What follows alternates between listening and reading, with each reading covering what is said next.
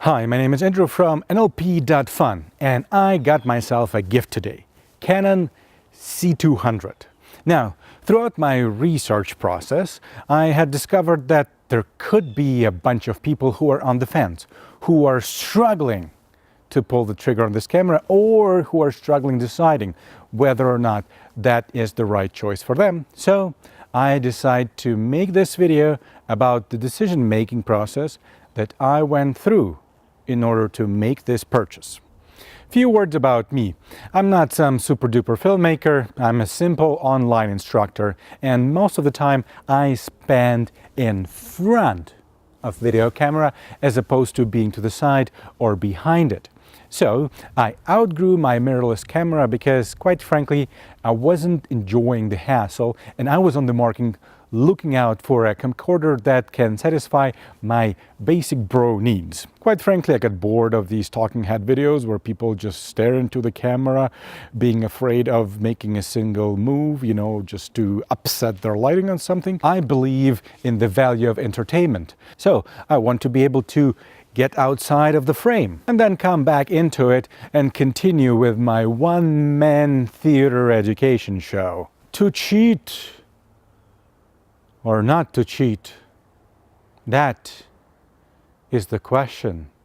Now we're talking about your diet plan, of course. I had compiled my simple criteria for a camcorder. It has to shoot 4K so that I can zoom into my lovely face at the appropriate time. It has to have good autofocusing system because I don't want to waste time on that. I want to spend time on my performance.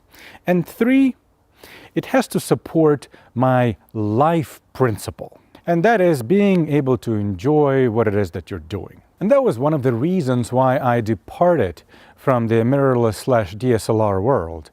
I need every single bit of the brain power available to me so that I can deliver amazing content and create amazing content. And I want to be able to enjoy myself in the process. I am not interested in plugging gazillion of wires around, charging 4 or 5 batteries, and making sure that all of those components sync and fit well together. I need a solution that is quite simple. Plug in the camera, make a few adjustments, and off you go and record. So I compiled my simple criteria of things that I want to have in the camera, and I went outside to look at the market, to look at what are the options that are available. And C200 from Canon seemed to fill all of my criteria list. Now, I have to admit, it was a little bit of a heartbreaking moment to realize that I need to go back to Canon, but I got over it quickly. Now, it's a big ticket item, and with this kind of purchase, one wants to verify that their decision is in fact correct. So I said, okay, I realized that I'm not entirely all that competent when it comes down to video equipment, and this camera is probably way over my needs. So I'm going to get more information in. I'm going to go online, because that's the best available source that I had, I thought, and I'm going to verify that my decision was correct. Now, I knew that the manufacturer's review or whatever resources that they provide, they are to be taken with a grain of salt. I mean, after all, what do you expect? And I quickly discovered that YouTube is a host for different groups of people.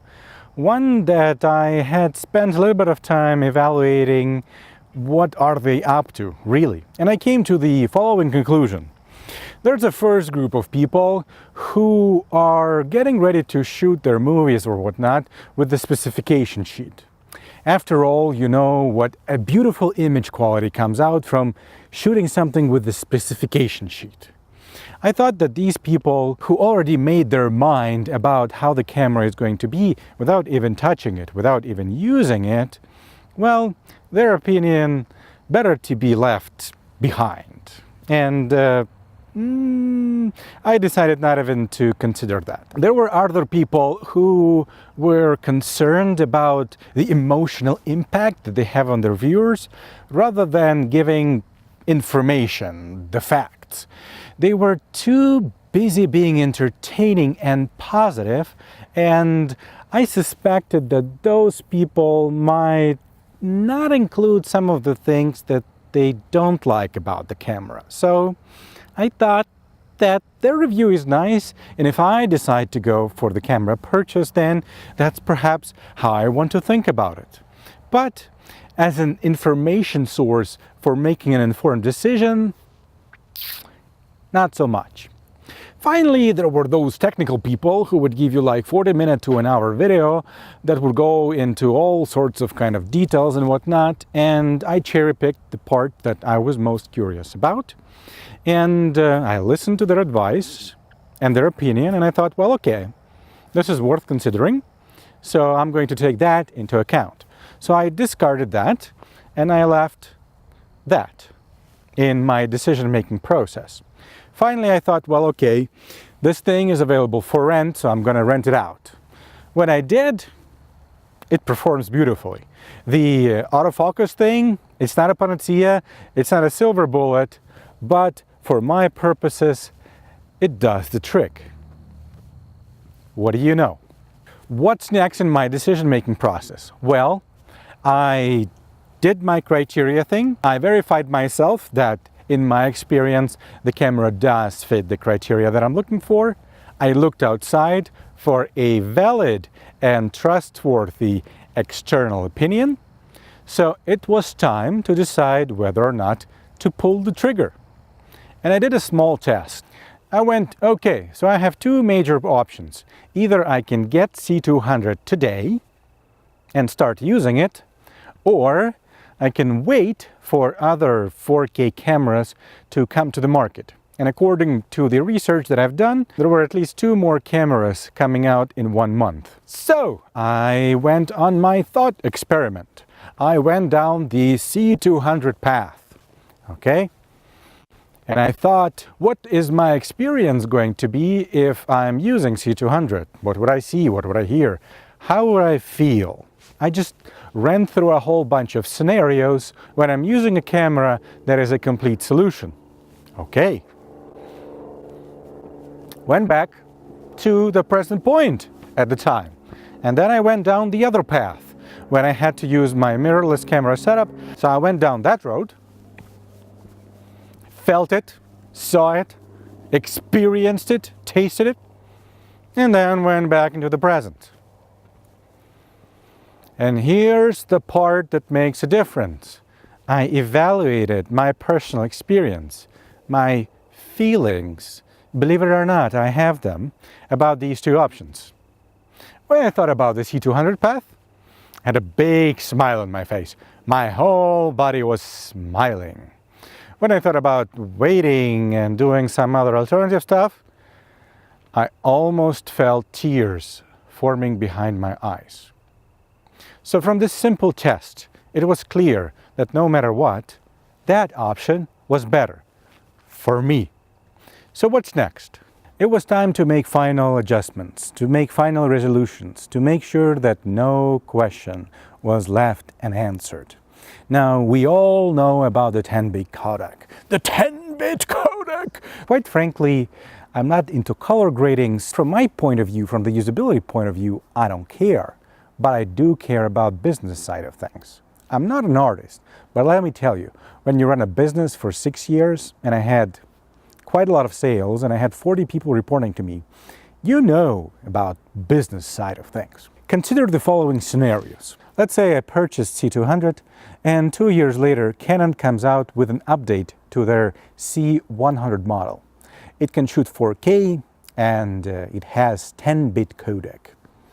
Well, the resale value of my camera drops. What do you know?